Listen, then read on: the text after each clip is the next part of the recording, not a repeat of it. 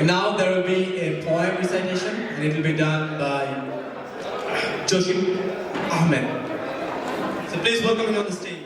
Hello, আসসালামু আলাইকুম সবাইকে। আমি জসিম, ডাক্তার জসিম অটোমা থেকে। একটা ছোট্ট কবিতা, কবিতাটা আমার বউয়ের জন্য। তুমি বলো তুমি বৃষ্টি ভালোবাসো, কিন্তু তার তলে তুমি ছাতা নিয়ে আসো। তুমি বলো তুমি সূর্য ভালোবাসো, কিন্তু রোদের দিনে তুমি ছায়া খোঁজো। তুমি বলো তুমি বাতাস ভালোবাসো, কিন্তু যখন সে আসে তুমি জানালা বন্ধ করো। তাই আমি ভয় পাই তুমি যখন তুমি বলো আমি তোমাকে ভালোবাসি। Thank you.